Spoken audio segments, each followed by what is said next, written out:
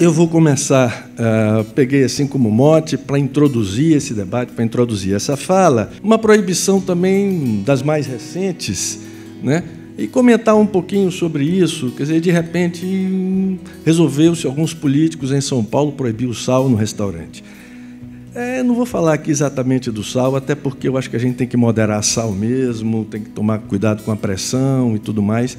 Mas uma coisa é cada um de nós estarmos tomando conta das nossas vidas, uma coisa é a gente, enquanto médico, está orientando e sugerindo aos nossos pacientes como conduzir, o que fazer com a saúde.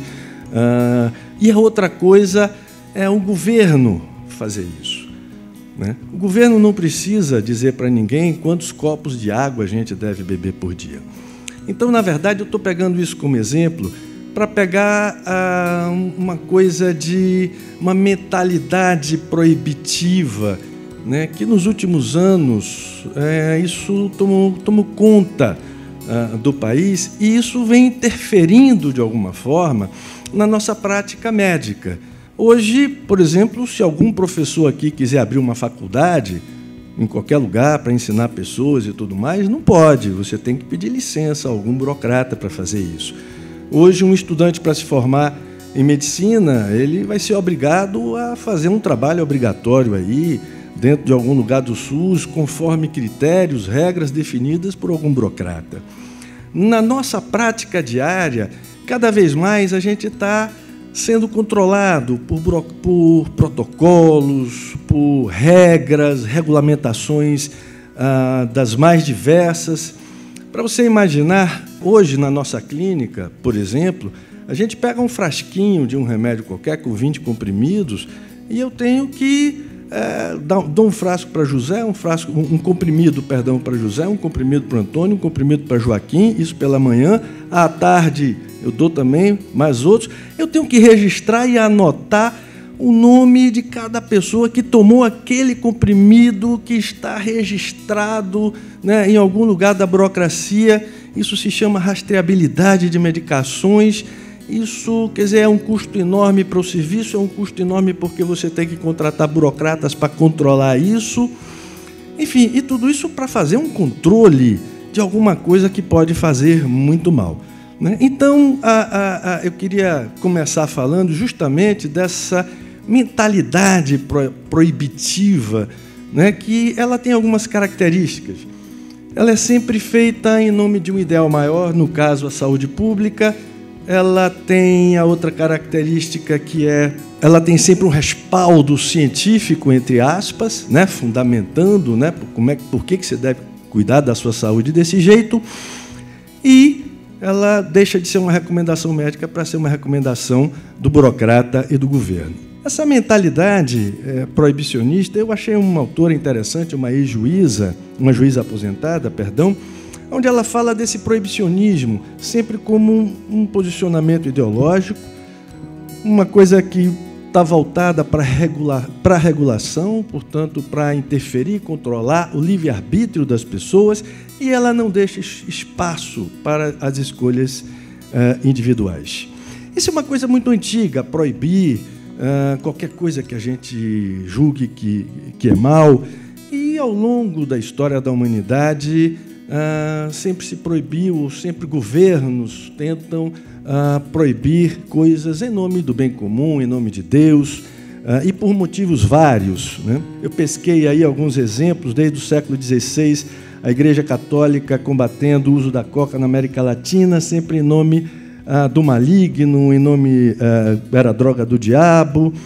No século XVII, até o café, né, já foi proibido na Inglaterra, considerado pelo rei Charles II como um grande refúgio de pessoas ociosas e afetadas. Enfim, cocaína já foi considerada no século XIX uma droga milagrosa, no começo do século XX, associada à prostituição. Achei curioso que o Henry Ford, o magnata da indústria automobilística, ele já falava, né, nessa coisa que o cigarro, uma droga leva a outra, o cigarro leva ao álcool, que leva a maconha, que leva a cocaína. Essa coisa que a gente ouve muito falar como senso comum e que já era falada ao longo de muito tempo. A diferença é que antes o que fundamentava a proibição, as proibições, eram ideias místicas, religiosas, racistas, muitas vezes. No Brasil, se proibia o pito do pango, que era a maconha, por ser uma coisa trazida pelos africanos, ligada a rituais afros e tudo mais. Modernamente, o álibi para a proibição, o fundamento da proibição, não é mais a religião, o racismo, essas coisas, é a ciência. A ciência ela acaba sendo utilizada, manietada, manipulada para a adoção de políticas como se fossem políticas técnicas, como se fossem coisas técnicas, como se não fossem coisas ideológicas, como se não fossem propriamente políticas.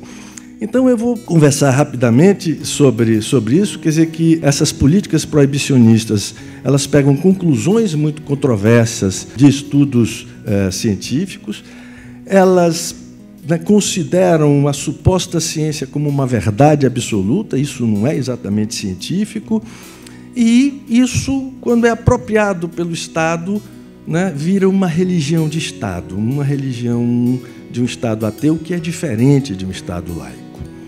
Eu quero pegar, mas é só como exemplo, eu não vou ficar fazendo aqui um discurso contra a Associação de Psiquiatria, muito menos estar discutindo aqui a questão do uso da maconha, proibição ou não, mas é que isso aí é um exemplo, eu diria que é uma tempestade perfeita em termos de bobagem. E assim, não foi só a Associação Brasileira de Psiquiatria, é o Conselho Federal de Medicina, a FENAM, a ABM, não sei o quê, um monte de burocrata, eu nem sei quem é, nunca votei nessa gente, mas de repente essas pessoas estão decidindo as nossas vidas e as nossas vidas profissionais. Há uns poucos anos atrás, eu estava num seminário médico e eu trabalho há mais de 30 anos com eletroconvulsoterapia, eletrochoque, e de repente estava ali alguns médicos que não trabalham, que não têm clínica, discutindo, como que nós vamos regular a prática do eletrochoque. Eu disse, poxa, eu tenho um consultório cheio, eu tenho uma vida atarefada, eu não tenho tempo de estar presente nessas reuniões, desses órgãos, dessas coisas, e de repente corro o risco de ter a minha atividade aqui limitada, proibida, ou imposto a mim regras que não tem a ver, eu quero fazer de outro jeito, por que alguém vai me impor isso? Então, quando eu falo que isso aqui é uma tempestade perfeita de bobagem, é que primeiro ela toma a droga como um mal, e isso como uma afirmação supostamente científica, depois ela toma a ciência como uma verdade absoluta, e depois ela transforma isso numa verdade de Estado, numa verdade proclamada por órgãos corporativos e tudo mais. Porque não é só o governo que fica proibindo, você tem o governo, você tem os conselhos, você tem órgãos regulamentatórios, é toda uma estrutura cara que nós pagamos para limitar, controlar, regular a nossa prática no dia a dia. Então, esse suposto mal, no caso a droga, por exemplo, quer dizer que droga faz mal à saúde, não seria preciso tantos luminares com doutorados, com não sei o quê, para estar dizendo uma bobagem dessa. O rei Charles já dizia no século XVII, a igreja no século XVI, porque droga não faz nem bem nem mal à saúde. Todo mundo que trabalha com droga sabe que isso é relativo, que a primeira coisa que a gente tem que ver em qualquer estudo é o seguinte, qual foi a dose? Se a gente trabalha com um antidepressivo, por exemplo, outro dia eu estava aprendendo aqui com o professor Pondé, o outro, o Eduardo, que está aqui, e dizendo, poxa, tem antidepressivo que numa dose é hipnótico, noutra dose ele é serotoninérgico, noutra dose ele é dopaminérgico, em outra dose ele é tóxico, ele é veneno. Então, como dizia o Paracelso, no século XVI, a diferença entre a droga e o veneno é a dose. O remédio que cura pode ser o remédio que mata. E, então, essas coisas, álcool, fumo, enfim, água. Água não é necessariamente bom. Quando a gente usa alguns antidepressivos, né? Alguns pacientes têm uma reação que altera a produção de hormônio antidiurético, o sujeito acumula água no organismo e produz um quadro de intoxicação hídrica. Ele se intoxica por água, leva a convulsão, leva à morte. Quantos pacientes nós não tratamos na nossa clínica e no nosso dia a dia com problemas de comida? Pessoas com descontrole de impulso que fazem quadros graves de obesidade mórbida. Então, não é a arma, não é a faca. Quer dizer, um caminhão na mão de um louco deixa de ser um transporte, pode ser um instrumento letal para matar um monte de gente. Então, psiquiatra não combate droga. Logo pouco depois que eu me formei, eu não aprendi isso na escola. Pouco depois de formado, eu fui trabalhar com os alcoólicos anônimos. E lá com eles eu aprendi, olha, eles diziam, nós não somos uma associação anti-alcoólica, né? Nós somos doentes, nós temos um problema em relação ao álcool, nós não podemos beber, as pessoas normais podem beber, né? Nós trabalhamos aqui com a dependência química. A dependência química é um fenômeno psíquico, é um fenômeno humano, é um fenômeno da mente humana. Quem faz combate à droga é polícia, não é psiquiatra. Não é profissional de saúde mental. O profissional de saúde mental trabalha com o indivíduo, com a mente humana, com o transtorno de impulso, com a dependência, o transtorno de impulso que faz ele ou ser viciado num jogo patológico, ou ser um obeso mórbido, ou ser um dependente de cocaína, ou do que quer que seja, né? Então, esse é um discurso feito por uma associação de psiquiatria, que é um discurso de polícia, não é discurso de médico. A outra coisa é o seguinte, quer dizer, a ciência, ela desde o século XVIII, desde o Iluminismo, ela ganhou muito prestígio porque ela consegue acumular conhecimento. Mas acumular conhecimento não é dar ao conhecimento acumulado um status de verdade absoluta, né? Então, ciência, às vezes, hoje parece, na boca de algumas pessoas, quase que uma voz de Deus, uma coisa imutável, uma coisa inquestionável. E nós, psiquiatras, que trabalhamos com ciência, trabalhamos com pesquisa, né, a gente sabe que ciência é uma coisa dinâmica, é uma coisa baseada na dúvida, no questionamento, na observação. Se eu pego um avião, por exemplo, por mais que eu vá rezando ali para ele não cair, eu sei que ele está no ar pela questão das leis da física. Eu sei que os aviões que voaram ontem não caíram, os aviões que voaram anteontem também não caíram. Em cima disso, eu crio uma expectativa de que esse meu também tem uma probabilidade grande de não cair. E se ele vier a cair, não é porque eu estava com um pensamento anticientífico, né? É porque a verdade científica ela é sempre transitória. Um conhecimento, um achado, uma observação, ela é válida, ela é verdadeira até que seja desmentida. Então, essa é a visão da ciência moderna, né? O científico não é igual ao verdadeiro. O que é científico é igual ao refutável, né? Uma verdade científica ela é verdadeira até que ela possa ser refutada, mas ela só é científica se ela, em tese, tiver a possibilidade de ser refutada, diferente de uma verdade mística, uma crença, né? Crer em Deus, eu não posso nem verificar, nem afirmar e nem refutar. Uma verdade científica, né? Ela tem que ser refutável para ser considerada ciência. Então, ciência é acúmulo de conhecimento, sim, ciência, mas ela não tem status de coisa sacra, de verdade absoluta. A ciência ela evolui, né? O conhecimento, se eu for, por exemplo, equiparar a ciência à verdade absoluta, eu vou dizer que toda a lei da física de Newton não era científica, porque boa parte, ou alguma parte, foi desmentida pela física quântica, né? Então, esse misticismo da ciência, essa coisa de pegar a ciência e colocar como se fosse uma verdade absoluta, uma coisa de crença, de certeza, isso é uma visão positivista tosca de ciência lá do século XVIII e muito usado, né, muito para manipulação política. Isso não tem a ver com o que de fato é ciência. E, por fim, né, na mão, né, de um instrumento, na mão da burocracia, a ciência ela deixa de ser um instrumento gerador de conhecimento para ser um instrumento de proibição e de controle social. Aquela recomendação do médico, orientação médica, vira lei, ou seja, em vez de eu dizer para você, olha, não coma sal, porque um excesso de sal, não coma sal, não, mas não coma sal em excesso, porque isso faz mal, é o vereador, é o governo, é o deputado que vai passar a dizer, né? O argumento, a autoridade do argumento, né, da ideia, do argumento intelectual, ele vira um argumento de autoridade, né?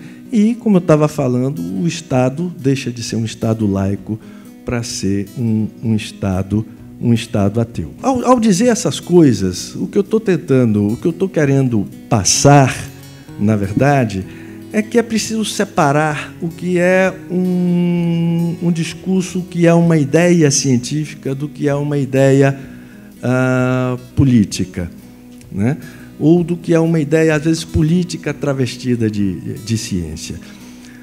Por exemplo, alguns anos atrás, quando começou essa epidemia de AIDS, não faltou quem quisesse proibir o sexo, não faltou quem quisesse proibir o homossexualismo, mas nessa epidemia especificamente, a medicina avançou, a medicina conheceu os vírus, divulgou-se e esclareceu-se sobre os métodos de higienização sexual, de cuidados, de preservativos e tudo mais. E, né, o combate à epidemia foi bem, sem que se precisasse, né, proibir. Não faltou quem dissesse que a AIDS era o açoite de Deus, que os homossexuais deviam ser presos, mortos, essa coisa toda.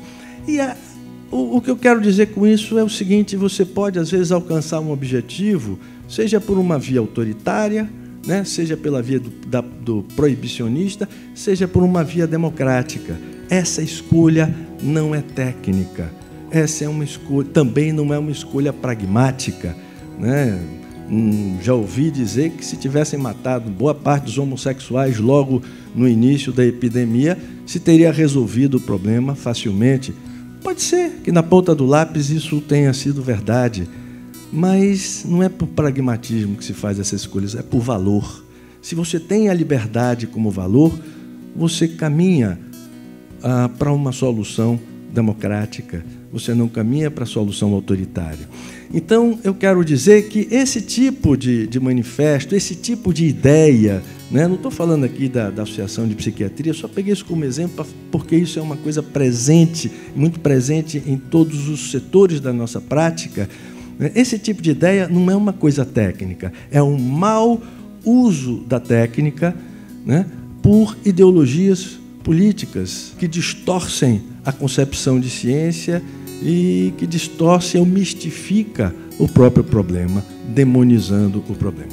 Então, nós que somos, e para finalizar, nós que trabalhamos com saúde, nós que temos, às vezes, procedimentos invasivos, a gente, às vezes, interna um paciente, a gente, às vezes, faz uma internação involuntária.